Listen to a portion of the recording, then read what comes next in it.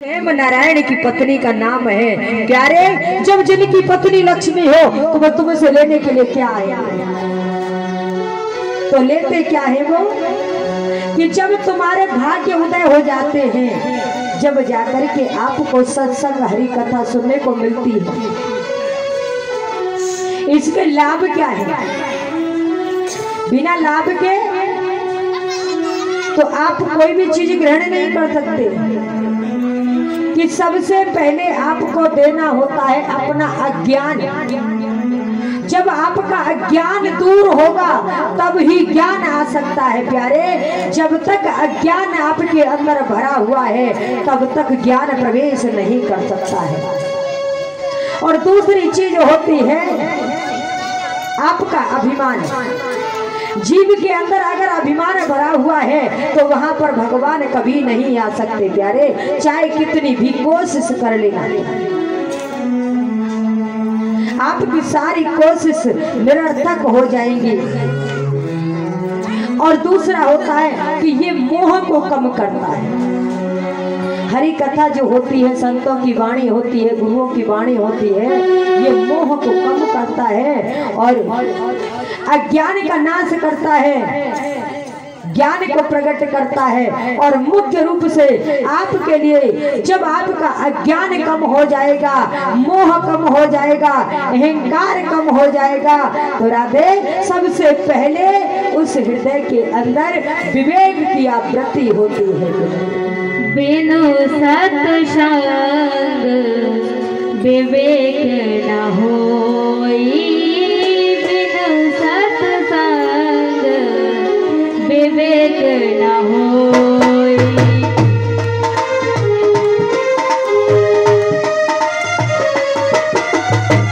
राम कृपा बिनु सुलभ न सोई,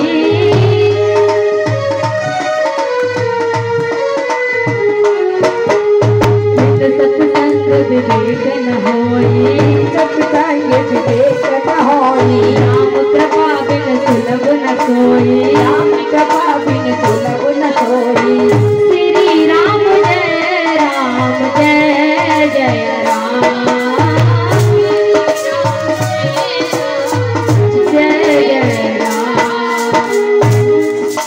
जब आप सत्संग श्रवण करेंगे तो आपको किसकी प्रवृत्ति होगी कि आपके हृदय में विवेक प्रकट होगा प्यारे। और जब विवेक प्रकट हो जाएगा तो मान लो कि अब आपके ऊपर भगवान की, प्रभु की और थोड़ी बहुत प्रकाश दृष्टि डाल दी गई है प्यारे। जिस तरह से आज हम यहाँ पर आकर के बैठे हैं और आप भी आकर के बैठे हैं माताओं, तो हम पहले व्यक्ति ऐसे नहीं है कि जिस उद्देश्य को लेकर के आप बैठे और हम बैठे हैं। हमसे पहले भी बहुत विद्वान आकर के बैठे होंगे, परंतु जिस समय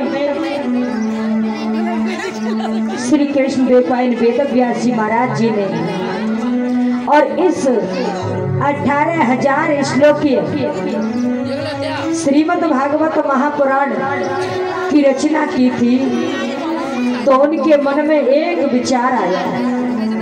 और वो विचार क्या था? विचार ये था कि इतने बड़े महापुराण को तो मैंने लिख दिया है, परंतु इसका प्रधान देवता कौन है? देखो, हमारे देश के अंदर सबसे बड़ी विडंबना एक है कि हर व्यक्ति जानता है पर जान करके भी मानता नहीं। सच्चाई हमेशा कड़वी होती है प्यारे, उसको सहन करना बड़ी ही कठिन बात होती है। अगर किसी व्यक्ति से पूछा जाए आज के युग में कि इस हमारे भारतवर्ष के अंदर कितने देवी देवता हैं, तो बस वो यही कहेगा कि 33 कोटि। और 33 कोटि के दो अर्थ होते हैं।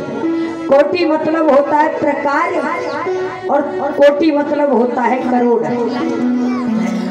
और हम अर्थ किससे लगाते हैं? करोड़ से लगाते हैं प्यारे। बस यही तो हमारी विडंबना है कि हम अपने भारत देश के अंदर 33 करोड़ देवी देवता मान चुके हैं, जबकि 33 करोड़ देवी देवता है नहीं। देवी देवता कितने हैं? मात्र 33 प्रकार के देवी देवता हैं। 33 प्रकार के कौन कौन से हैं? नव दुर्गा, अष्टवसु, 11 रौद्र और 5 प्रकृति। सबको मिला करके देखना ये 33 होती है। इसी प्रकृति से एक छोटे से जीव से लेकर के बड़े जीव तक और एक छोटे से पौधे से लेकर के बड़े वट वृक्ष तक दिया हुआ है। तो वेदव्यास जी ने विचार किया कि अगर भारतवर्ष के अंदर 33 कोटि देवी देवता हैं, मैं एक एक श्लोक हर देवी देवता के लिए वंदना स्तुति निवेदन में लिखूंगा तो 33 करोड़ श्लोक हो जाएंगे। अरे वंदना इतनी बड़ी हो जाएगी और भागवत इतनी छोटी हो जाएगी प्यारे। जब भागवत को आज ही नहीं सुन पाते हैं तो 33 करोड़ श्लोक अगर जब वंदना स्तुति के होते तो उनको कैसे सुन पाते? तो उन्होंने एक ही श्लोक में, एक ही शब्द में और संपूर्ण जगत के आधार परम ब्रह्म परमात्मा का निरूपण कर दिया कि सच्चिदानंद रूपाय विशुद्धपत्यादिहेतवे तापत्रय विनाशाय श्री कृष्णाय वयं नमः। सच्चित आनंद प्यारे, सत्य क्या है? कथा थोड़ी थोड़ी प्रारंभ हो रही है कि सत्य क्या है। क्या ये हमको सामने दिखाई दे रहा पीपल का, नीम का वृक्ष ये सत्य है? माँ बाप सत्य हैं प्यारे? इम्पॉसिबल, ये सत्य नहीं है, ये सब असत्य है, ये सब झूठे हैं। क्योंकि जो इन आंखों से आप देख रहे हो ये संपूर्ण जगत एक सपना है प्यारे। ये एक दिन जब आपके ज्ञान चक्षु खुल जाएंगे उसी दिन संपूर्ण नष्ट हो जाएगा। तो सत्य क्या है कि सत्य एकमात्र परमात्मा का नाम है जो आज भी सत्य है और पहले भी सत्य था और आगे भी सत्य रहेगा। चित्त कहते हैं प्रकाश,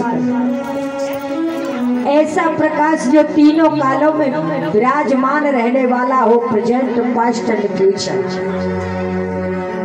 3 काल में अगर लाइट को भी देखा जाए तो 18 और 20 घंटे रहती है भैया। तो ऐसा कौन सा प्रकाश है जो कंटिन्यूअस तीनों कालों में विराजमान रहने वाला है? अरे अखंड ज्योति जो जलाते हैं वो भी पहले नहीं थी, आज है और आगे चल करके रहेगी कि न रहेगी ये किसी को नहीं पता। तो फिर सत्य क्या है? सत्य वो है ऐसा प्रकाश जो भगवान के चक्षु है, नैन है, नेत्र है।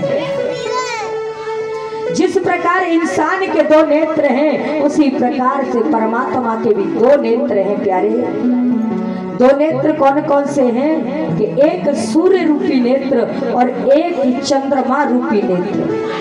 और परसों की कथा में हम आपके लिए बताएंगे कि एक नेत्र और है जो आपकी बुद्धि को आगे बढ़ाने वाला, बुद्ध भगवान वाला नेत्र है जिसको बौद्ध नेत्र कहते हैं, जो कि सिर्फ शंकर जी के पास था, वही बौद्ध नेत्र है प्यारे। जो आपकी बुद्धि को आगे बढ़ा दे वही बौद्ध है, जो आपकी बुद्धि को गिरा दे प्यारे वही आपका पतन है, वही हमारा पतन है। सूर्य और चंद्रमा रूपी 2 नेत्र होते हैं प्यारे। दिन की जितनी भी क्रिया प्रतिक्रिया होती हैं उन क्रिया प्रतिक्रियाओं को परमात्मा तुम्हारे सूर्य रूपी नेत्र से देखा करते हैं, और रात्रि की जो क्रिया और प्रतिक्रिया होती है उन सब क्रिया और प्रतिक्रियाओं को परमात्मा चंद्रमा रूपी नेत्र से देखा करते हैं। और तीसरा आता है प्यारे आनंद। और आनंद की तो भैया परिभाषा ही बहुत अलग है। आपको बढ़िया रसगुल्ला खिला दिए जाए और उसके बाद आपसे पूछा जाए बोल कि कैसा लगा आपको, तो आप कहेंगे आनंद आ गया। प्यारे ये आनंद नहीं है, ये जीव का स्वाद है। आपको एसी नुमा रूम में सुला दिया जाए, फिर सुबह आपसे पूछा जाए कि कैसा लगा आपको, कैसी नींद आई, तो क्या कहेंगे बोल कि आनंद आ गया। प्यारे ये भी आनंद नहीं है, ये शरीर का सुख है। तो सच्चा आनंद क्या है? आनंद तो वो है प्यारे जो जीवन में एक बार आ जाए तो जाने का नाम ही नहीं लेता है। कि जिस समय नंद बाबा के आंगन में और एक बालक का जन्म हुआ था तो सबने मिलकर के कहा कि नंद घर आनंद भयो जय कन्हैया लाल की। पर किसी ने ये नहीं कहा कि नंद घर बेटा भयो जय कन्हैया लाल की, क्योंकि उसका नाम तो पहले भी लिया गया है कि नंदगर आनंद भयो जय कन्हैया लाल की। कन्हैया नाम कहां से आ गया? सच्चा तो आनंद वो था कि एक बार आ गया, परंतु आने के बाद फिर वो गया नहीं। हर जीव के कण कण में बस गया, रोम रोम में बस गया। प्यारे ये जीवात्मा जो होती है राधे, ये जीवात्मा जो होती है ये आती और न जाती, किसी को दिखाई भी नहीं देती है, सिर्फ आभास किया जाता है इस चीज का। गति जीव आत्मा की कोई समझाए, कहाँ से